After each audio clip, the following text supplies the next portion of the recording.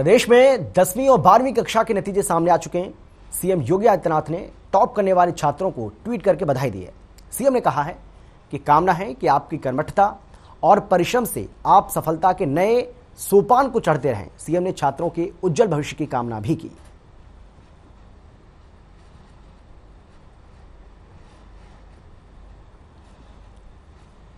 तो मुख्यमंत्री योगी आदित्यनाथ की ओर से टॉपर्स को बधाई दी गई है। इसके साथ ही जिन छात्रों ने भी इस परीक्षा को उत्तीर्ण किया है, 10वीं और 12वीं की बोर्ड परीक्षा को, उन सभी छात्रों की उज्जवल भविष्य की कामना भी मुख्यमंत्री योगी आदित्यनाथ की ओर से की गई है। और ये तस्वीर, ये जो ट्वीट है उनका, ये भी आपको हम दिखा रहे हैं। अपने इस ट्वीट में उन्होंने क्या लिखा है वो एक बार आपको हम बता देते हैं।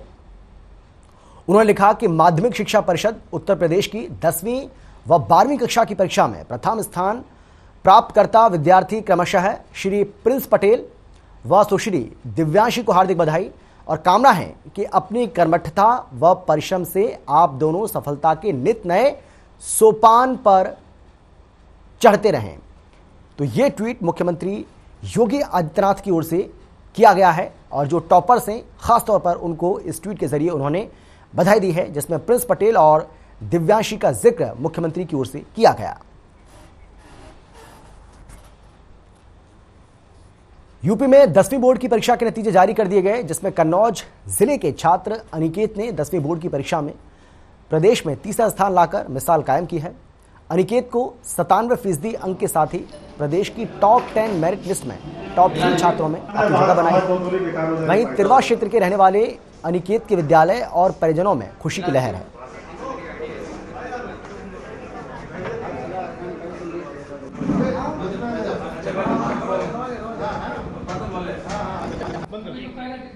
इसको बंद कर दीजिए, बंद कर दीजिए। ठीक है, चलेगी। यहाँ सन्नाटा है, बाहर आवाज बहुत हो रही है, बेकार। फर्रुखाबाद पुलिस पर कार्यशैली पर सवाल उठे। जमीनी विवाद को लेकर दबंगों ने घर सर परिवार पर हमला किया था। अब आरोप है कि पुलिस भी मामले में दबंगों के खिलाफ कार्रवाई नहीं कर रही है और बताया जा रहा है कि दबंगों ने महिलाओं और बच्चों को भी अपना शिकार बनाया, जिसमें महिला समेत 3 लोग घायल हुए थे। धारदार हथियार से हमले में परिवार के लोगों को गंभीर चोटें आई थीं। पीड़ित परिवार की मांग है कि मामले में उचित कार्रवाई की जाए।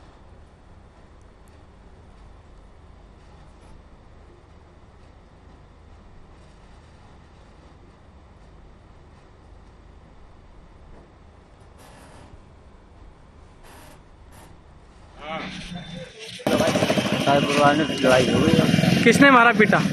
डॉक्टर। क्या नाम है उनका? डॉक्टर। अकेले मारा कि और लोग थे उनके साथ? 8 आपने तहरीर दे दी पुलिस को? हाँ, दे दी। पुलिस गई थी मौके पे? अभी नहीं। और आपके सिर में चोट लगी, इसमें क्या मारा? डंडा मारा। खबर है नोएडा से, जहां पुलिस को बड़ी कामयाबी मिली है। पुलिस ने एक ऐसे गैंग का भंडाफोड़ किया है जो लंबे समय से एटीएम क्लोनिंग और कॉल सेंटर के जरिए धोखाधड़ी की घटना को अंजाम दे रहे थे। पुलिस ने गैंग के 4 सदस्यों को गिरफ्तार कर उनके कब्जे से 42 एटीएम कार्ड, 41 फर्जी आधार कार्ड, 13 मोबाइल फोन और 2 आईडी कार्ड के साथ ही एक एटीएम स्कैनर मशीन भी बरामद की है। आपको बता दें कि ये लोगों को कॉल कर नौकरी लेने के नाम पर और वेरिफिकेशन के नाम पर उन्हें फर्जी अकाउंट में पैसे मंगवाकर धोखाधड़ी की घटना को अंजाम दिया करते थे। फिलहाल पुलिस गिरफ्तार आरोपियों के खिलाफ केस दर्ज कर चुकी है और गैंग के बाकी बचे सदस्यों की तलाश में जुट गई है।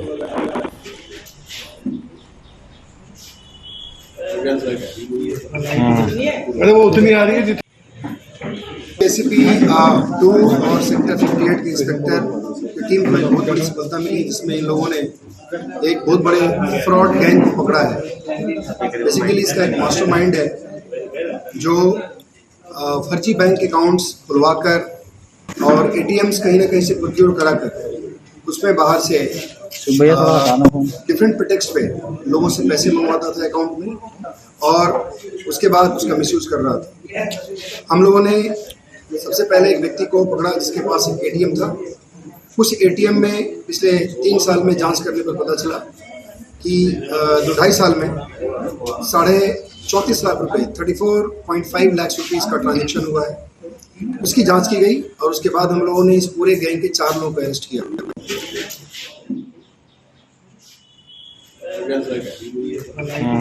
अरे वो उतनी आ रही है।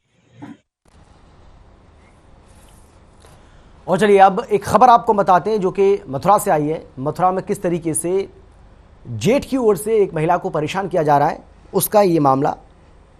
मथुरा के बरसाने का ये मामला आपको बता रहे हैं, जहां एक महिला इंसाफ के लिए दर दर भटक रही है। पीड़ित महिला के अनुसार महिला के जेठ ने पैसा लेकर महिला के नाम अपने हिस्से का आधा प्लॉट बेनामा कर दिया। जब इसकी सूचना जेठ के बेटे और उसकी बीवी को मिली तो उन्होंने जेठ को अपनी ओर कर लिया था। पीड़ित महिला को परेशान करने लगे। इतना ही नहीं, महिला के पति बाहर मंदिर पर नौकरी करते हैं, जिसकी वजह से पीड़ित महिला अपने 2 छोटे बच्चों के साथ अकेली रहती है। पीड़िता का कहना है कि उसे थाना बरसाना में शिकायत भी दी थी, लेकिन 3 महीने बीत जाने के बाद भी उसकी किसी तरह की कोई सुनवाई नहीं हो रही है। अब महिला ने तहसील दिवस पर उपस्थित अधिकारियों के सामने अपनी गुहार लगाई है। मामले में तहसीलदार का कहना है कि महिला का प्रार्थना पत्र ले लिया गया है और जल्द ही मामले की जांच कराई जाएगी। तो मथुरा का ये मामला है, मथुरा के बरसाना का, जहां पर इंसाफ के लिए एक महिला दर दर की ठोकरें खा रही है, दर दर भटक रही है। जेठ और जेठ के परिवार पर ये गंभीर आरोप लगे हैं। आपको बता दें कि प्लॉट से जुड़ा हुआ ये पूरा मामला है और अब ये महिला और उसका परिवार अधिकारियों से इंसाफ की गुहार लगा रहा है।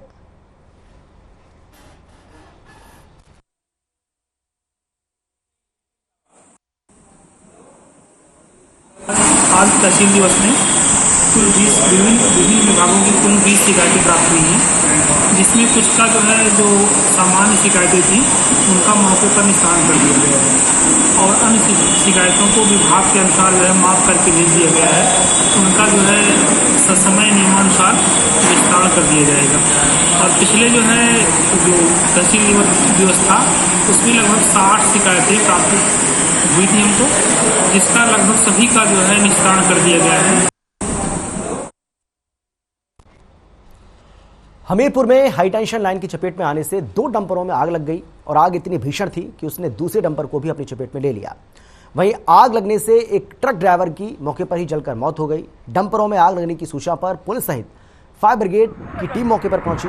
आग बुझाने के बाद ड्राइवर के शव को डंपर से बाहर निकाला गया, तो वहीं दूसरा डंपर चालक आग की चपेट में झुलस गया, जिसको इलाज के लिए जिला अस्पताल में भर्ती करा गया।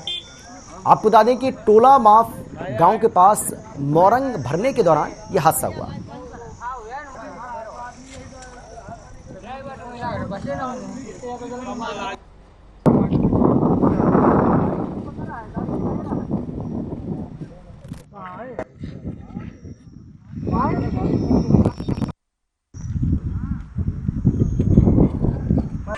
मोरम डंप पर एक गाड़ी डंपर जिसका नंबर है UP 9280 3107, ये मोरम लेकर गई थी। वापस मोरम डालकर जब आ रही थी तो डंप के बाहर जो रोड के किनारे एक बिजली की लाइन गई हुई है, उसमें इनके द्वारा अपना जो ट्राली थी उसको नीचे नहीं किया गया। ट्राली जो वायर था उससे टकरा गई, उसमें टकराने से ट्रक में करंट आ गया और जो उसमें ड्राइवर थे उस आग लग गई और उसकी आग लगने से ट्रक ड्राइवर की भी, जिसका नाम अशरफ अली है, उनकी मौके पर मृत्यु हो गई। अब इंजन या गाड़ी का बर्को है।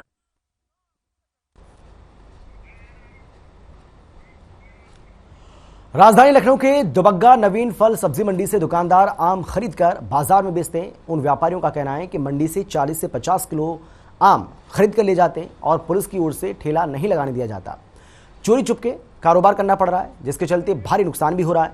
दुकानदारों के ऊपर पुलिस प्रशासन का जो हंटर चल रहा है, उसके चलते दुकानदार आम की बिक्री पूरी तरह से नहीं कर पा रहे हैं। वहीं दुकानदारों का कहना है कि ठेले पर आम बेचने वाले भी पुलिस के लाठी डंडों का शिकार हो रहे हैं। दुकानदार अपने परिजनों और बच्चों का पालन पोषण करने में पुलिस के दबाव में नाकाम साबित हो रहे हैं। अच्छा, इसका रेट क्या है? के बनिस्बत इस बार आम काफ़ी कम है, लेकिन जो आम का देखा जाए एक तरीके से तो जिस तरीके से रोग का प्रकोप रहा पिछली बार से कई गुना ज़्यादा है। जहां पिछली बार हम लोग 8 से 9 बार हम लोगों ने स्प्रे किया था, वहीं इस बार 12 से 13 बार हम लोगों ने स्प्रे किया है। पानी 3 बार लगाया है, लेकिन किसानों की एक तरीके से कमर टूट गई है। जिस तरीके से रेट मिलना चाहिए, मूल्य मिलना चाहिए, उस तरीके से हम लोगों को आम का मूल्य नहीं मिल रहा है। ले जाके हम चिन्हाट में बेचते हैं, ठेला लगाते हैं। अच्छा। जो कि हम लोग यहाँ से महंगा आम ले जाते हैं, शाम को बिक्री होती है और हम लोगों का जब बेचने का टाइम होता है तो पुलिस डंडे लेके आती है और हम लोगों को भगा देती है, तो हम लोग पुलिया में जाके छुप जाते हैं, फिर निकल के आम बिक नहीं पाता है, फिर लौट के आते हैं। इस प्रकार से पुलिस बहुत प्रताड़ित कर रही है हम लोगों को।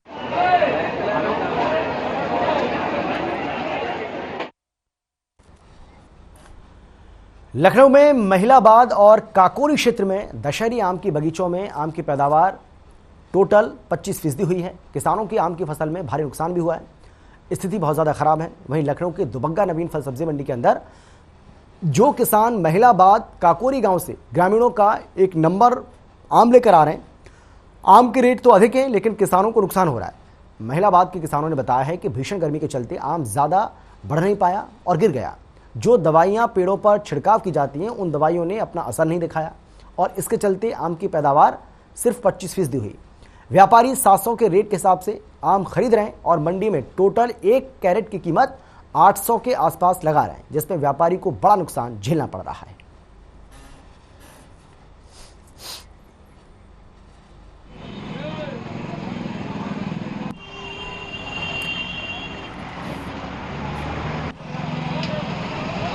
तो आम विक्रेताओं को इस बार भारी नुकसान झेलना पड़ रहा है। जिस तरीके से हमने आपको बताया कि इस बार जो पैदावार है वो सिर्फ 25% तक सिमट कर रह गई है और दशहरी आम के किसान इससे बहुत ज़्यादा निराश इस बार नज़र आ रहे हैं। बगीचों में आम की पैदावार कम होने से जो फल विक्रेता हैं, खासतौर पर आम विक्रेता हैं, उनमें मायूसी इस बार देखने को मिल रही है।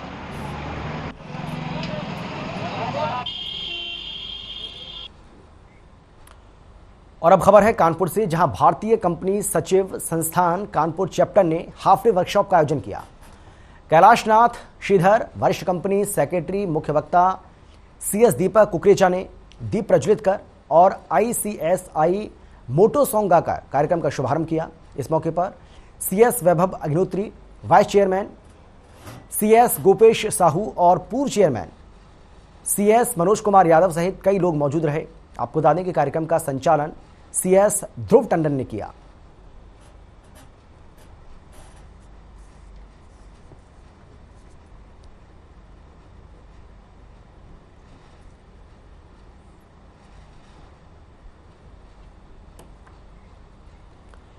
हमीरपुर जिले में सेवा भारती ने सराहनीय कदम उठाया है। दरअसल सेवा भारती इकाई ने जेल परिसर में भीषण गर्मी को देखते हुए निःशुल्क प्याऊ खोला है। माफ कीजिएगा।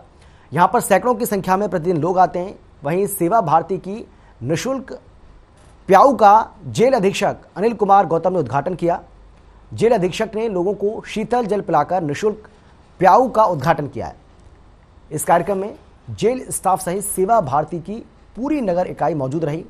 इस मौके पर जेल अधीक्षक ने निःशुल्क प्याऊ की सराहना करते हुए पानी की आवश्यकता पर बल दिया। आवश्यकता के अनुसार पानी उपलब्ध है। आज जिला कारागार हमीरपुर के परिसर में मुलाकाती बंदियों से जो मिलने आते हैं उनकी समस्याओं को दृष्टिगत रखते हुए सेवा भारती की तरफ से 3 घड़े जो है वो दान स्वरूप दिए गए। इसके माध्यम से जो है बंदियों को जो है पानी के लिए वो आवश्यकता के अनुसार पानी उपलब्ध हो सकेगा।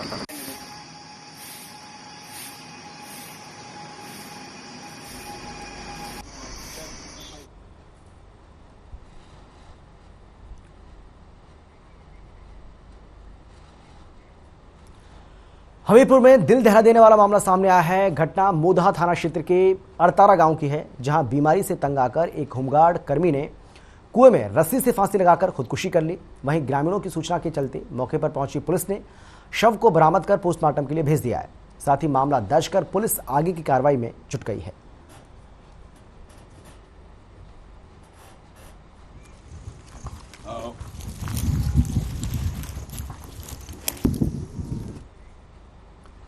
बाराबंकी में आरटीओ प्रवर्तन सिपाही का घूस लेते वीडियो वायरल हो रहा है। बाराबंकी से अयोध्या की ओर जा रहे पिकअप वाहन से अवैध वसूली में आरटीओ के एक प्रवर्तन सिपाही का वीडियो वायरल हुआ है। वायरल वीडियो में एक प्रवर्तन सिपाही किसी युवक से रुपए लेता दिखाई दे रहा है। प्रवर्तन सिपाही ने कहा है कि कागज पूरे नहीं है और इसीलिए गाड़ी आगे नहीं जा सकती। पिकअप ड्राइवर के मुताबिक गाड़ी के कागज पूरे थे, लेकिन प्रवर्तन सिपाही रिश्वत की डिमांड कर रहा था।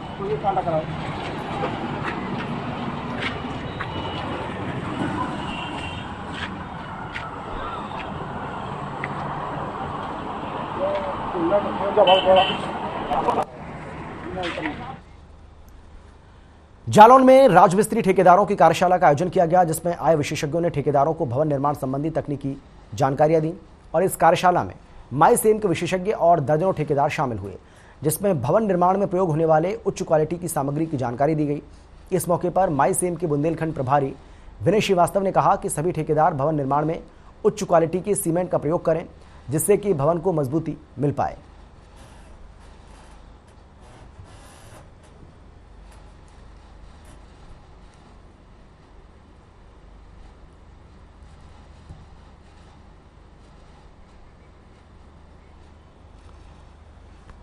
राजधानी के बंथरा इलाके में घटना भीषण सड़क हादसा हुआ है। अफरा तफरी का माहौल इससे बन गया। बताया जा रहा है कि पिकअप, मैजिक और टैंकर के बीच इतनी जोरदार टक्कर हुई, हादसे में मौके पर ही 6 लोगों की मौत हो गई। कई लोग गंभीर रूप से घायल हो गए। फिलहाल घायलों को इलाज के लिए अस्पताल में भर्ती कराया गया।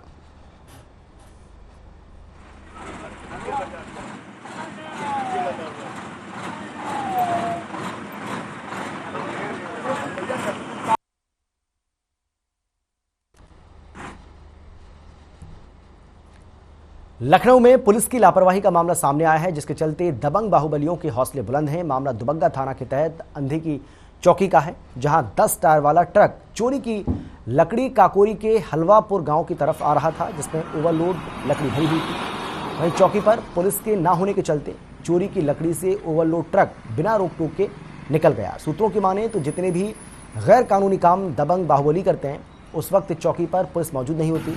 वहीं लोगों की माने तो पुलिस मुस्तैदी के नाम पर सिर्फ खाना पूर्ति करती है और दबंग बाहुबली अपने गैर कानूनी काम को अंजाम देते रहते हैं।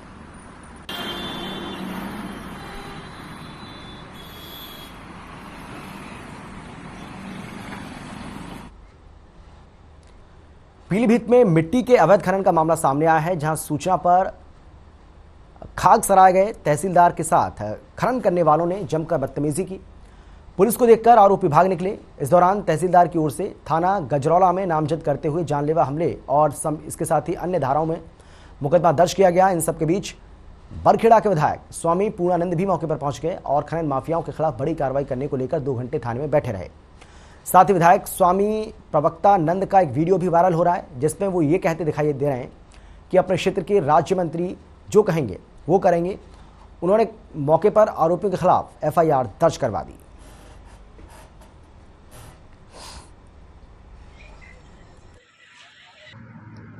खाक गांव में जो है ये माननीय विधायक जी ने सूचना दी कि वहाँ पे अवैध खनन हो रहा है। उस पर तत्काल जो है तहसील की टीम भेजी गई और तहसील की टीम ने वहाँ जाके जांच किया तो देखा कि वहाँ जो स्वीकृत गाटाएँ थी वहाँ से न करके किसी अन्य गाटा से खनन कर रहे थे।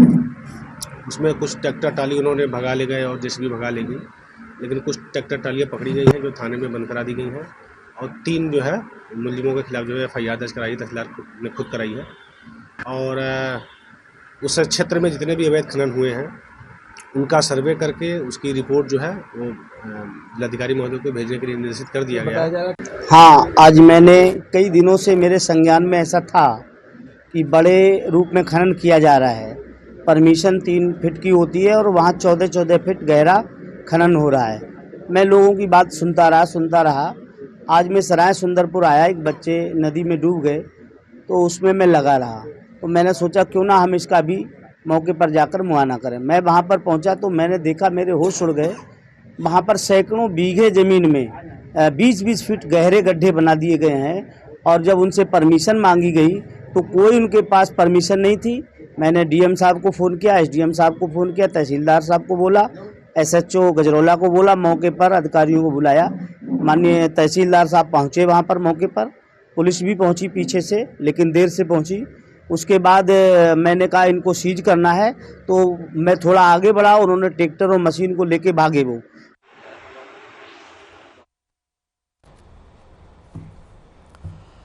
कासगंज जेल से एक खुशखबरी सामने आई है, जहां जेल में बंद महिला ने अस्पताल में बच्चे को जन्म दिया है। जानकारी के मुताबिक गर्भवती महिला 8 महीने से मर्डर केस में बंद थी और प्रेमी की हत्या के मामले में सजा काट रही थी। प्रसव पीड़ा होने के बाद महिला को जिला अस्पताल लाया गया। फिलहाल प्रसूता और नवजात दोनों ही अस्पताल में सुरक्षित हैं। बताया जा रहा है कि महिला और नवजात बच्चे को जेल भेजा जाएगा और दोनों को जिला कारागार मंत्री के आदेश के अनुसार सारी सुविधाएं मुहैया कराई जाएंगी।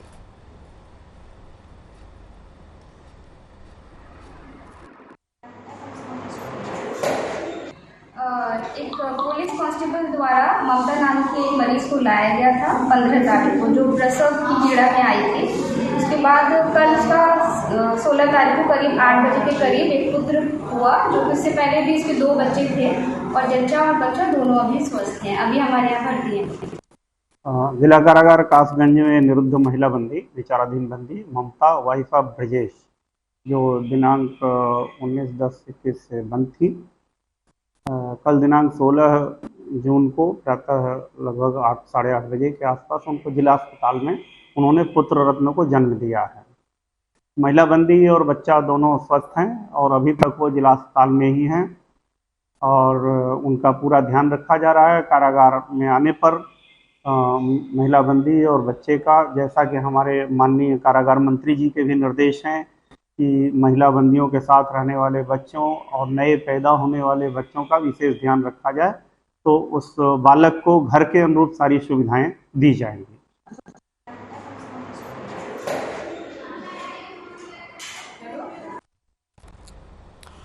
कन्नौज में अमृत योग सप्ताह के तहत योगाभ्यास किया गया। मदरसे में डीएम, एसपी के साथ ही करीब 500 से ज्यादा लोगों ने योग किया।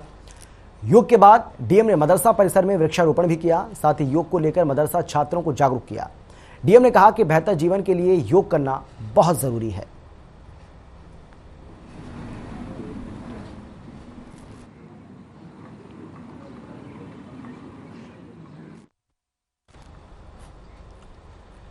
कुशीनगर में कांग्रेस कार्यकर्ताओं ने ईडी की राहुल गांधी से पूछताछ को लेकर विरोध दर्ज कराया। साथ ही सरकार के खिलाफ नारेबाजी करते हुए राष्ट्रपति के नाम ज्ञापन सौंपकर कार्रवाई की मांग की। वहीं जिला अध्यक्ष ने कहा कि कांग्रेस के पूर्व अध्यक्ष और सांसद राहुल गांधी को पूछताछ के नाम पर परेशान किया जा रहा है। केंद्र सरकार के इशारे पर ईडी बार बार पूछताछ के लिए बुला रही है। राहुल गांधी एक साफ सुथरे नेता हैं, इस तरह से उनकी छवि को धूमिल करना ठीक नहीं है।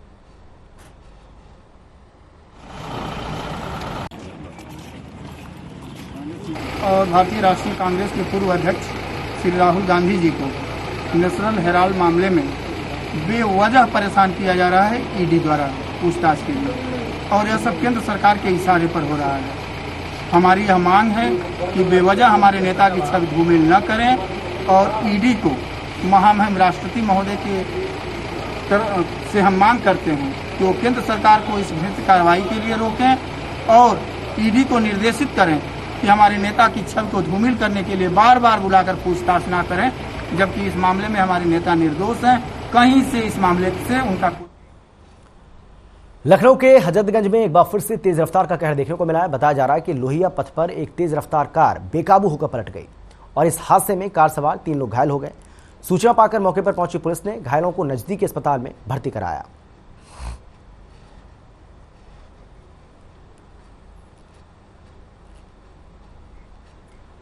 हमीरपुर में पुलिस को बड़ी कामयाबी हाथ लगी है। मामला सुमेर थाना क्षेत्र की गल्ला मंडी के पास का है, जहां पुलिस ने फर्जी एसडीएम बनकर अवैध वसूली करने वाले युवक को गिरफ्तार किया है। जानकारी के मुताबिक युवक और उसके साथी के जरिए रात के अंधेरे में हाईवे किनारे खड़े होकर कार में यूपी सरकार और नीली बत्ती लगाकर ट्रकों से अवैध वसूली की जा रही थी। सूचना पर पहुंची पुलिस ने युवक को गाड़ी समेत धर दबोचा। इस दौरान युवक का साथी मौके से फरार हो गया। वहीं तलाशी के दौरान पुलिस ने आरोपी के पास से 5400 रुपये भी बरामद किए हैं। साथ ही पकड़ी गई गाड़ी को भी सीज किया है। फिलहाल पुलिस आरोपी के खिलाफ गैंगस्टर एक्ट, इसके साथ ही संपत्ति कुर्की के तहत मामला दर्ज कर कार्रवाई में जुट गई है।